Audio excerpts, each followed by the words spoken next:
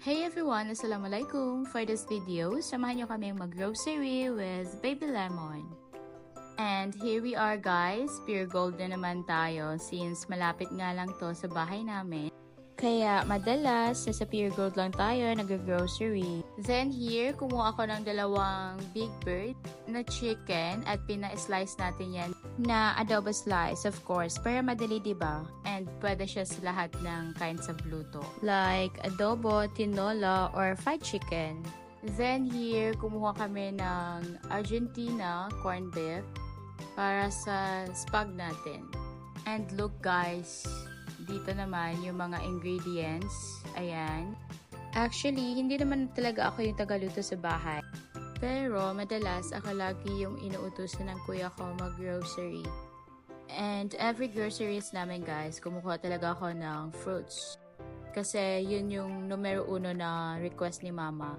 Then here, may nagpropose sa akin ng gulay. De, joke lang. May tumulong lang talaga, isang good Samaritan. And yan guys, nagpa-assist na rin ako sa kanya. Kasi nga, paubos na yung energy ko. Since fasting tayo, kaya nagpa-help na lang ako kay kuya. Then, pinakilala ko na rin siya sa baby ko, of course, si Lemon. Speaking of Lemon, dito, kumuha na rin ako na isang french fries kasi paborito niya yan. Gusto niya yung plain lang guys. That's here kasi nga uhaw na ako and nagka-crave ako sa soft drink. And dito, nagsuggest si kuya na mas better daw yung juice na tang. Pero, mas prefer ko sana yung Nestea pero hindi din ako yung nasunod. Then, here we are again. Parang familiar. Parang nakasama ko na to last time. Ganto din yung kinuha niya. 'Di ba?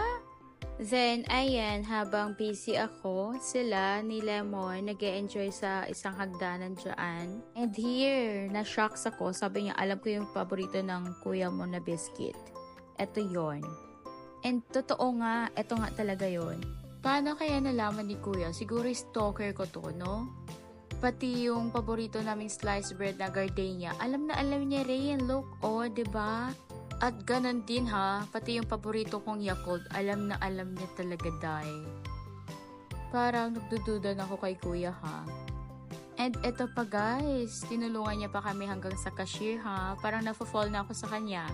Ang bait naman ni kuya, ayan. Siya pa talaga nagdala niyan lahat ha guys. Look, o, diba? Niyaya niya na rin kami sa kanyang motor. With my baby, of course. And then, andyan siya. Look, oh, diba? Parang familiar si kuya. Parang nakilala ko na siya. Wait, sino kaya to? Pero thank you po. Thank you so much, kuya. Ayan, pauwi na rin kami. Bye-bye. Thank you.